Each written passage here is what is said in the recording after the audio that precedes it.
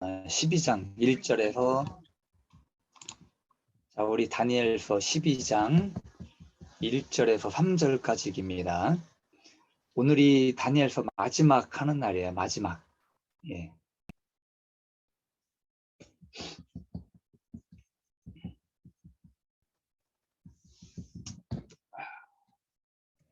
다니엘서 12장 1절에서 3절 우리 자, 다 찾으셨죠? 제가 읽겠습니다. 그때 내 민족을 호위하는 큰 군주 미가엘이 일어날 것이요 또 환란이 있으리니 이는 개국 이래로 그때까지 없던 환란일 것이며 그때 내 백성 중에 책에 기록된 모든 자가 구원을 받을 것이라. 땅의 티끌 가운데에서 자는 자 중에서 많은 사람이 깨어나 영생을 받는 자도 있겠고 수치를 당하여서 영원히 부끄러움을 당할 자도 있을 것이며 지혜 있는 자는 궁창의 빛과 같이 빛날 것이요 많은 사람을 옳은 대로 돌아오게 하는 자는 별과 같이 영원토록 빛나리라. 자, 그래요. 자, 오늘 말씀 제목을 마지막, 엔드, 시작이라고 정해봤어요. 마지막, 그리고 시작. 저는 이번 주 목요일 날에 저희 아시는 목사님과의 약속이 있어서 서울을 다녀온 적이 있습니다. 전화를 받고 서울을 다녀왔는데 그 목사님께서 이런 말씀을 하셔요. 이제 졸업식 문제도 있고 뭐 이제 교단 문제도 있고 해서 이제 미국을 다녀오셨어요. 근데 이제 함께 동행하신 목사님 중에 이제 교단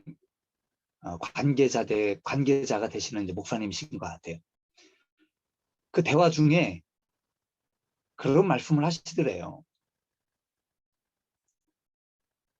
사람이 죽으면 천국과 지옥을 가기 전에 낙원이라는 데를 간다는 겁니다. 그렇게 얘기를 하더래요. 그래서 듣고 계신 분들이 이건 뭐가 잘못됐다. 교리가 그 목사님께서 잘못 알고 있구나. 아무리 설명을 해줘도 그 목사님이 이제 신학을 다른 데서 이제 공부를 하신 것 같아요. 그래서 제가 뭐 이름도 잘 이제 모르지만 그런 어떤 천국과 지옥에 관한 그 이야기 도중에 자기가 알고 있는 부분에 대해서 그렇게 이야기하시는데 잘못 알고 있더라. 그래서 그런 천국과 지옥 외에 다른 어떤 공간적인 장소를 이야기하시는 걸 보고 정말 놀라셨다고 그런 말씀을 하시는 거를 들었어요.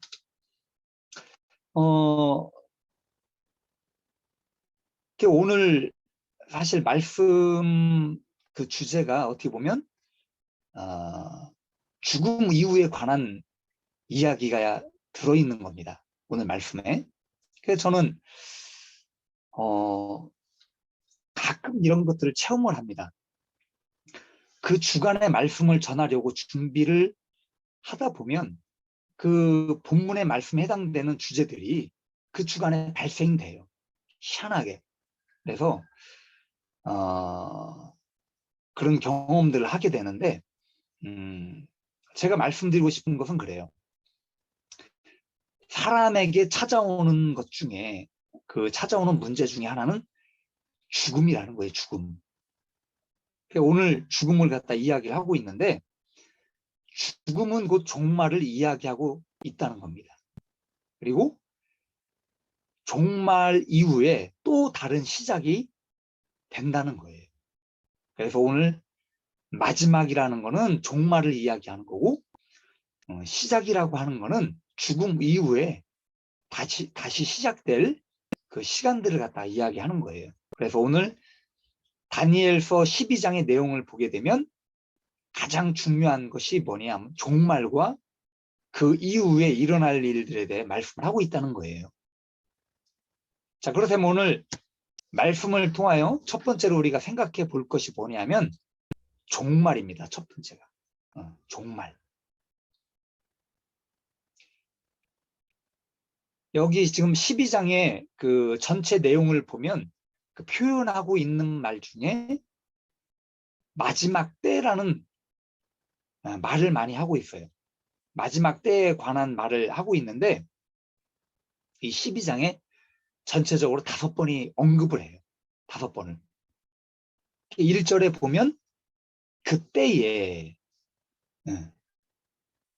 그죠? 그때라는 말이 나옵니다.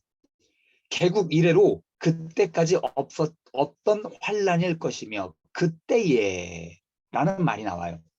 그리고 4절에 보면 다니엘아 마지막 때까지 그죠? 마지막 때라는 말이 나와요. 4절에 보면. 그리고 9절에 가면 또 나와요.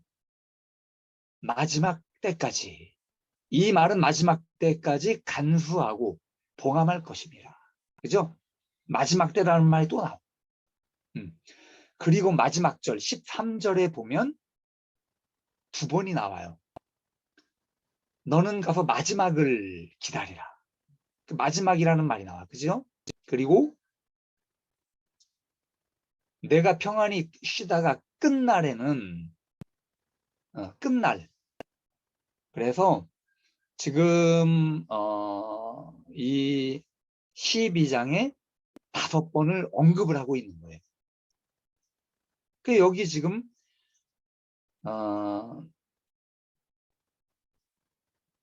같은 뜻이에요. 전부. 같은 뜻을 가진 단어인데 여기 지금 특히 보면 때라는 말이 나와요. 때. 이 때라고 하는 단어는 뭐냐면 우리 시간을 한번 생각을 해봅시다. 우리가 새벽녘 그죠? 새벽에 뭐 1시, 2시를 지나서 아침이 되죠. 그죠? 그러니까 아침 뭐 6시, 7시, 8시를 지나고 어디로 갑니까? 점심때로 가잖아요. 그 점심때 되면 11시, 12시 넘으면 오후가 되는 거예요. 오후 1시, 2시가 돼요. 그러면 이게 저녁때로 가면 또 오후 5시, 6시가 돼요. 그리고 늦은 저녁으로 가면 밤 11시, 12시가 됩니다. 그러니까 지금 여기서 이야기하는 이 때라고 하는 것.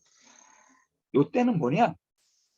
저녁 늦은 시간, 11시, 12시 그 시간대로 가는 늦은 시간을 이야기하는 것.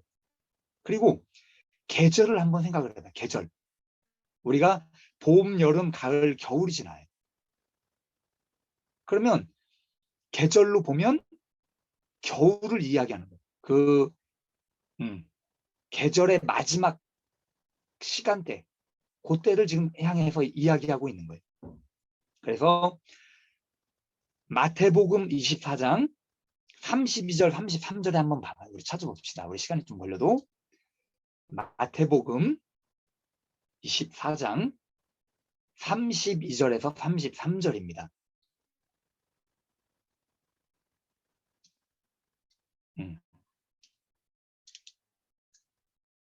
마태복음 24장 32절, 33절.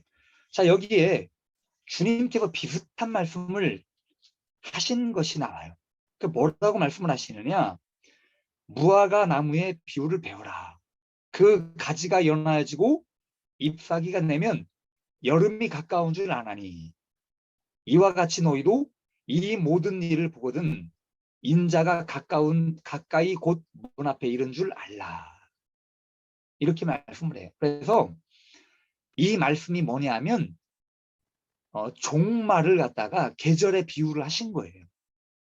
봄이 오고 싹이 나고 여름에 무더위가 오고 잎이 무성하면 가을이 오고 겨울이 이게 잎사귀가 떨어지고 그런 어떤 계절의 변화를 보면서 이 세상에 종말도 올 거다. 이와 같이 계절을 비유해서 종말을 갖다 말씀해 주시는 거예요. 그래서 지금 다니엘서 12장에는 다른 어떤 성경보다 이 종말, 마지막 때에 관한 단어들을 유독 많이 사용을 하고 있다는 겁니다. 그럼 이 12장이 종말에 관한, 마지막 때에 관한 지금 이야기를 해주고 있는 거예요. 우리 대릭 들어왔죠? 반갑습니다. 우리가 매주 말씀을 드렸어요. 그죠? 우리가 다니엘서를 굿모닝 어서 오십시오. 우리가 매주 그 다니엘서의 말씀을 배우면서 이 환란에 대한 말씀을 많이 드렸습니다. 그래서 1절에 여기 보면 개국 이래로 그때까지 없던 환란일 것이며 이 환란에 대한 이야기를 하고 있어요. 이게 지금 12장에 어떤 종말에 대한 징조를 갖다 이야기하는 거예요. 그 징조가 쭉 나와요. 종말에 대한 징조가 나오는데 지금 환란에 대해서 이야기하고 있습니다. 근데 개국 이래에 여태까지 없었던 환란이라는 거예요. 그래서 안티오쿠스 에피파네스 때 일어난 환란이 있었죠. 그리고 예수님 이후에 AD 68년에서 70년 사이에 예루살렘이 멸망을 합니다. 그래서 예루살렘이 멸망할 때도 환란이 일어나요. 근데 이때에 있었던 그 환란보다도 더 강력한 환란이 남아있다는 거예요. 지금 이 말씀은. 그래서 앞으로 지구의 어떤 종말을 맞이하기 전에 어마어마한 그런 환란의 시대가 도래한다는 거예요. 그걸 말씀해주고 있습니다. 그리고 4절에 보면 많은 사람들이 빨리 왕래하며 지식이 더하리라 라고 말씀을 하고 있어요. 그런데 많은 사람들이 이걸 오해를 하고 있어요. 이 말씀을 해석을 하기를 왕래가 빨라졌다라는 거를 갖다가 뭐 교통수단이 빨라졌다, 뭐 비행기를 타고 뭐 자동차가 빨라지고 하니까 교통수단이 빨라졌다고 이야기를 해요. 그리고 지식이 더하리라 라는 말 때문에 어떤 사람들의 지식의 수준이 높아졌다라고 이야기를 합니다. 그런데 그거 사실 맞는 말이기도 해요. 마지막 때가 다가올수록 사실은 나라가 발전이 되는 거예요. 국가가 발전이 되고 나라가 발전이 되기 때문에 비행기라든지 뭐 자동차가 발달이 될 수가 있어요. 심지어는 인류의 생명이, 인간의 생명이 길어지는 현상까지 나타나게 됩니다. 그런데 지금 여기서 말씀하고 있는 이 말씀은 이 말씀이 아니라 마지막 때가 되면 하나님의 말씀이 갈급해진다는 거예요. 지금은 우리가 어떻게 보면 말씀의 홍수 시대에 우리가 살아가고 있습니다. 어디를 가든 하나님의 말씀을 접할 수 있고 하나님의 말씀을 우리가 들을 수 있죠. 뭐 인터넷이 됐든 뭐 얼마나 많이 교회가 지금 존재를 합니까? 그래서 이런 하나님의 말씀을 들을 수 있는 그런 시대에 살고 있지만 핍박의 시대가 오게 되면 이게 변수가 생기는 거예요. 하나님의 말씀을 듣는 일에 대해서 어떤 일들이 벌어질지 몰라요. 핍박의 시대가 오면. 그래서 우리가 어려움을 겪게 되고 환난을 겪게 되고 고난을 겪게 되면 무엇이 하나님의 뜻인지를 찾고 구하는 그런 어떤 상황들이 올 수도 있다는 겁니다. 그래서 하나님을 아는 지식, 하나님을 더욱 갈급해하고 하나님의 말씀을 찾는 그런 것이 커질 거라고 하는 그런 원어적인 내용을 담고 있다는 거예요.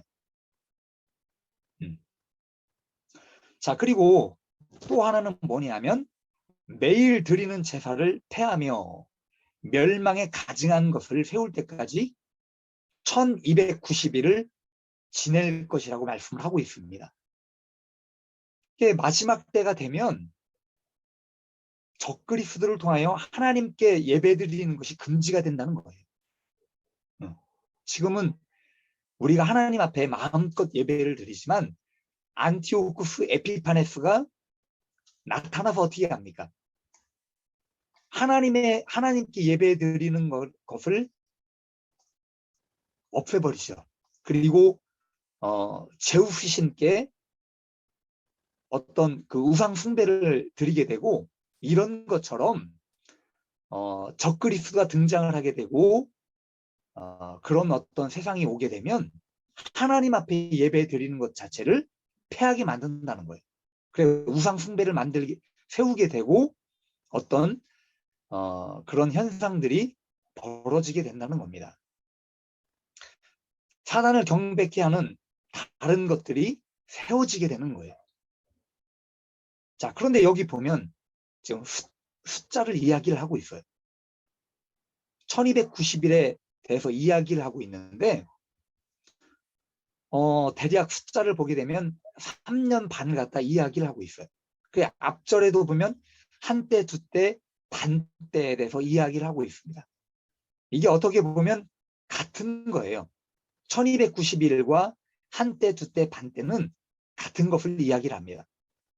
그런데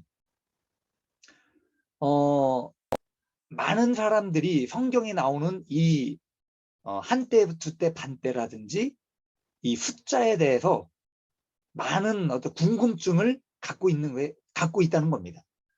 그런데 저는 여러분에게 이 카운터에 대해서 너무 몰입하지 않기를 저는 당부를 드려요. 이 카운터가 중요한 것이 아니에요, 사실은. 이 숫자라고 하는 거는 하나님께서 우리에게 알려주시는 것이 있고, 그러니까 하나님께서 보시는 숫자의 개념이라는 게 있고, 우리가 생각하는 숫자의 개념이 있다는 거예요.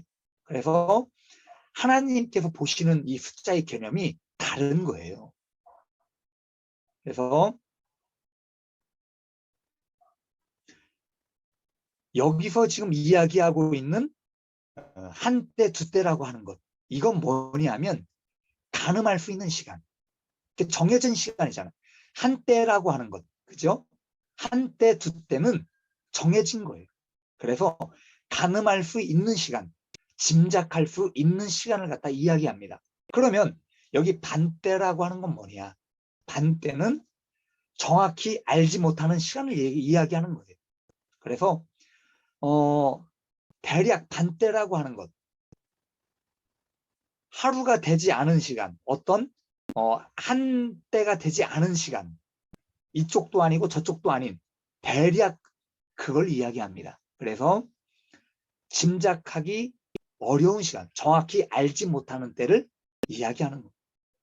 자, 그렇기 때문에 이 1290일이라고 하는 것은 하나님께서 정해놓은 시간이 때가 있다는 겁니다.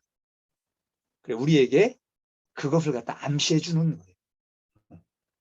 뭐 1290일이 지나고 나서 뭐 종말이 온다, 뭐 마지막 때가 온다, 뭐 그것이 아니라 하나님께서 정해놓은 시간이 있다는 거예요. 자, 두 번째는 뭐냐 하면 사후 세계에 관한 문제, 죽음 뒤에 일어날 일들. 우리가 신앙생활을 하면서 가장 크게 관심을 갖거나 문제가 되는 것이 바로 구원을 받는가. 그죠? 천국을 가느냐, 지옥을 가느냐. 이것을 갖다 이야기를 해요. 가장 큰 우리의 어떤 이야기거리가 될 수가 있는 거죠. 내가 여러분들에게 질문을 한번 해봅시다. 여러분은 구원을 받은 성도입니까? 구원을 받으셨습니까? 네, 그냥 여러분들에게 질문을 던질 때 개인적으로 한번 생각을 해보십시오. 내가 정말 하나님 앞에 구원을 받았는가? 구원을 받은 존재. 나는 하나님 앞에 구원을 받지 못했는가? 이것을 갖다 한번 개인적으로 생각을 한번 해보시라는 거예요. 많은 그리스도인들에게 이 질문을 던지게 되면 뭔가 모르게 시원스럽게 답을 늘어놓질 못해요. 그게 뭔가 찜찜한 거예요. 오랜 신앙생활을 해왔지만 과연 나는 구원을 받을 것인가? 이것을 갖다 고민을 하게 된다는 거죠. 응? 많은 사람들이 간증을 합니다. 영의 어떤 영적인 영의 눈이 열려서 신비스러운 체험들을 해요. 그러니까 천국과 지옥을 보고 오신 분들이 많은 간증을 하는 걸 저는 들어봤습니다. 그러면 이 간증하시는 분들의 이구동성으로 하는 이야기가 뭐냐? 지옥에 가보니까 많은 목사님들이 계시다는 거예요. 많은 장로, 권사, 집사, 성도들이 지옥에 가 있다는 거예요. 이게 어떻게 된 겁니까? 왜 이런 일들이 벌어지냐 이거예요.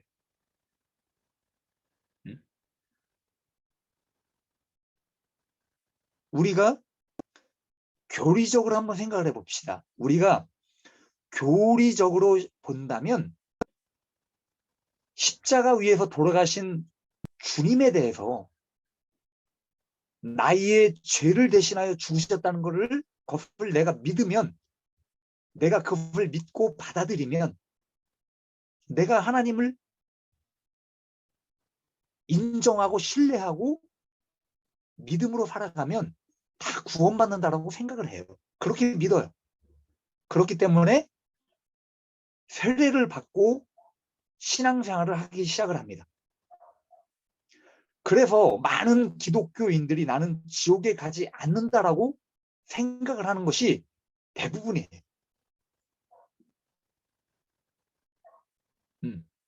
그래서 구원을 받는다는 것은 신앙인들에게 물음표를 갖게 하는 거예요, 사실. 왜냐? 나는 신앙생활을 잘했다라고 생각을 하는데 죽어봐야지 아는 거예요. 여기 본문 2절에 말씀을 합니다. 우리 본문 2절 다시 한번 봐봐요. 뭐라고 말씀을 하냐? 땅의 티끌 가운데서 자는 자 중에서 많은 사람이 깨어나 영생을 받는 자도 있겠고, 수치를 당하여 영원히 부끄러움을 당할 자도 있을 것이며, 여기서 영생에 대해서 이야기를 합니다. 영생. 영생이라고 하는 것은 영원한 생명을 이야기하는 거예요. 영원토록 죽지 않고 영원토록 사는 것.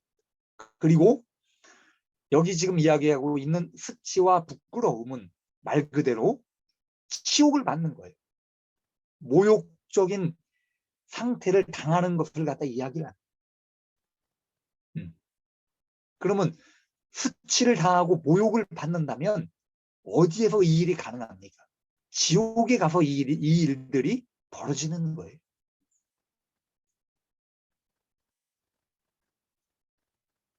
자, 그렇다면 이 내용을 함축해서 우리가 볼 때 이게 뭐냐? 천국과 지옥에 대해 이야기하고 있는 거예요.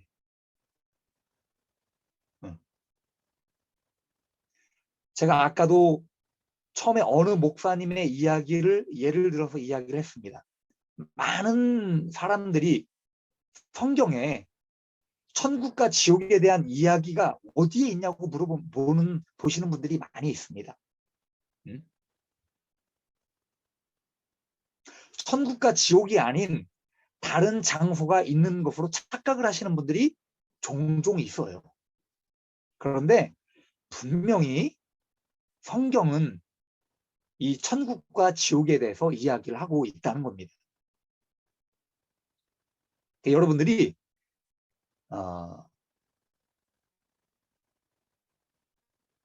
이 천국과 지옥에 대해서 헷갈리지 않기를 바랍니다. 어떤 누가 죽으면 천국에 가지 않더라 그렇게 이야기하시면 헷갈려 하지 않길 바래. 죽으면 분명 하나님 앞에 가든지 아니면 영원한 불못 가운데 떨어지든지 그렇게 둘 중에 하나로 가는 거예요. 그래서 본문으로 우리가 다시 돌아가게 보면 생각해 볼 때에 분명하게 두 장소로 분리됨을 이야기하고 있습니다. 그래서 사람은 누구나 다 좋은 곳을 가기를 원해요. 저도 그래요. 저도 좋은 데 가고 싶어요. 하나님 곁으로 가는 게 우리의 소원이고 우리의 소망입니다. 우리가 바라고 원하는 것, 그게 뭐냐? 천국에 가는 거예요. 하나님 계신 천국에 가서 영원히 기쁨을 누리고 사는 거예요.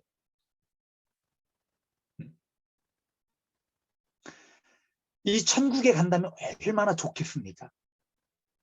그러나 그 천국 문을 열어놓으셨지만 그 문을 통과하는 사람은 결코 많지 않을 수 있다는 거예요.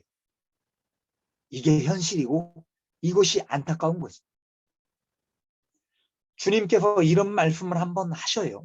너희가 죽어서 눈을 떴을 때에 뜨거운 곳에 있으면 지옥이고 눈을 떠서 주님과 나와 함께 있으면 천국에 온 것이라고 말씀을 하신 적이 있습니다.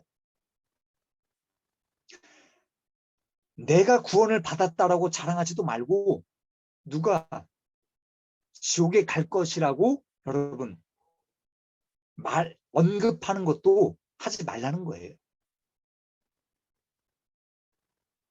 그래서 이 구원이라고 하는 것, 구원은요 오직 주님께 달린 거예요. 이 구원이라는 단어를 갖다 이야기하고 구원에 대하여 언급할 수 있는 것은 사실 주님께서 하실 수 있는 권한이에요. 우리가 구원을 받았다, 구원을 얻을 것이다 라고 이야기할 수 없다는 거예요.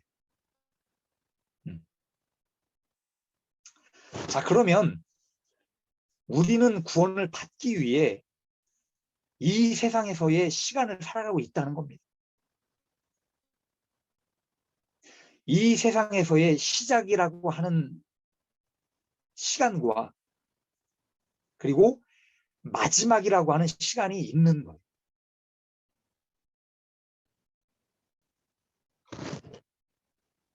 자, 그러나 죽음 이후에는 시간의 지배를 받지 않아. 태어나고 죽을 때까지 어떤 그런 시간적인 제한을 받지 않는 거예요. 그러면 뭐냐? 영원이라는 시간이 다시 시작이 되는 거예요. 죽음 이후에. 자, 그렇다면 우리는 죽음 이후에 또 다른 삶이 시작이 되는데 그러면 어느 자리에서 우리는 시작이 될 것이냐? 이것이 여러분에게 남은 문제가 된다는 겁니다.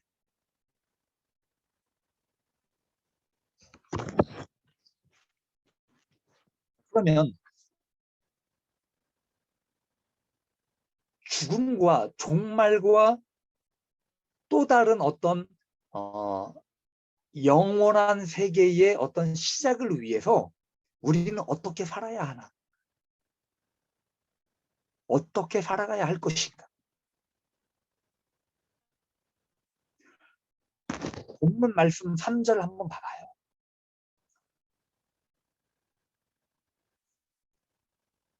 지혜 있는 자는 궁창의 빛과 같이 빛날 것이요.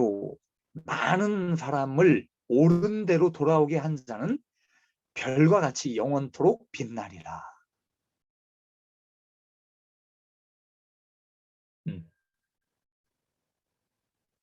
여기 지금 본문에서 이야기하고 있는 이 지혜로운 자들이란 내 스스로가 사실은 지혜로워야 돼. 근데 나 스스로도 지혜로워야 되지만 여기서 지금 이야기하고 있는 게 뭐냐면 다른 사람들을 가르치는 역할까지 이야기를 하고 있는 거예요. 나뿐만이 아니라 다른 사람도 옳은 대로 인도를 해야 된다는 거예요. 내가. 여러분이 그렇게 해야 된다는 겁니다.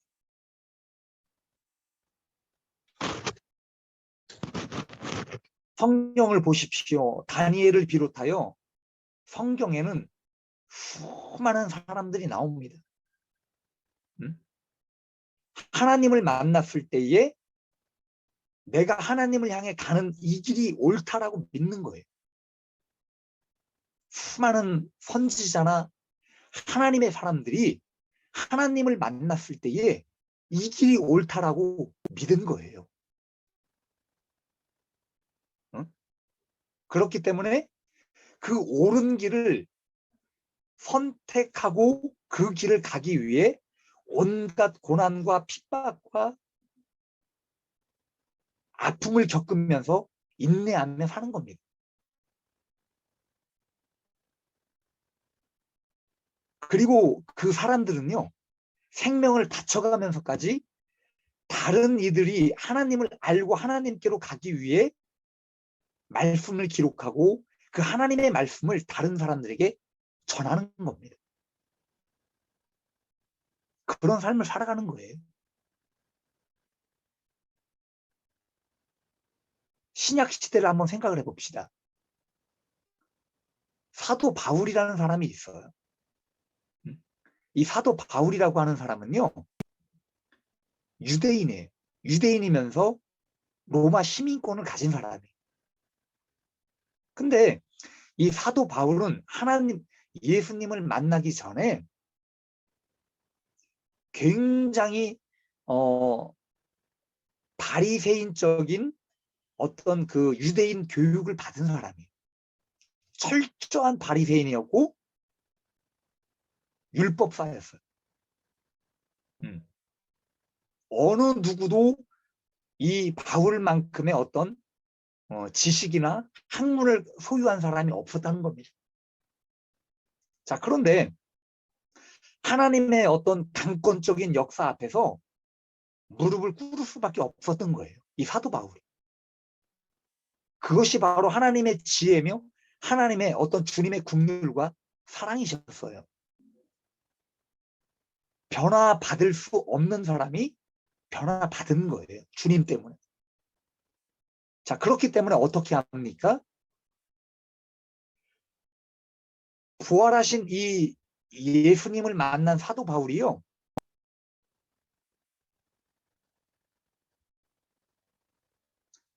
어떻게 변했냐 하면 예수님을 전하는 것 때문에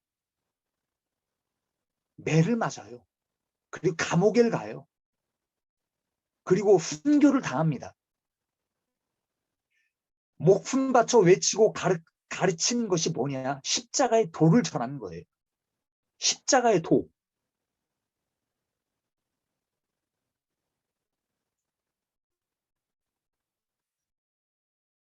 그리고 지금 이 세상을 한번 생각을 해보십시오.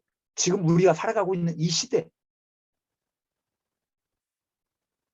지금 이 시대에 살아가고 있는 여러분은 종말을 향해 가고 있습니다.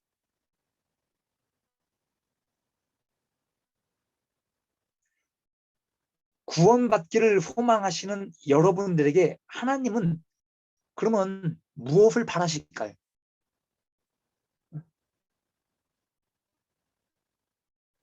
제가 생각할 때는요, 많은 것을 원하시지 않아요. 사도 바울처럼, 다니엘처럼 뭐 100명, 1000명, 10,000명을 전도하라는 것이 아니에요. 지금 우리가 살아가고 있는 이 시점에서 하나님은 여러분들에게 가장 작은 것을 원하시는 것. 지극히 작은 것. 바로 여러분 곁에 있는 사람들. 뭐 100명, 1000명을 전도하라는 것이 아니고 여러분 옆에 있는 사람, 가까이에 있는 사람들을 사랑하십시오. 그리고 그분들을 섬기십시오. 그분들이 하나님의 빛이 될 수 있도록 여러분들이 도와주는, 내가 빛이 되는 것이 아니고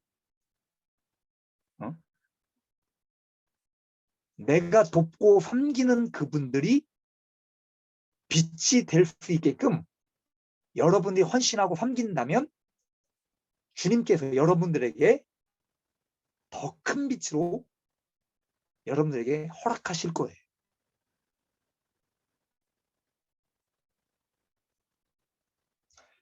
오늘 말씀을 마치려고 합니다. 이 다니엘서를 오늘 이제 마지막으로 여러분들에게 말씀을 드렸는데, 오늘 말씀처럼 우리는요 마지막을 향해 가고 있는 거예요. 그리고 종말이 오면 새로운 시작이 시작될 겁니다. 그래서 부디 그 새로운 시작이 하나님의 어떤 그 빛 가운데 거하시는 우리 모두가 될 수 있기를 바라요.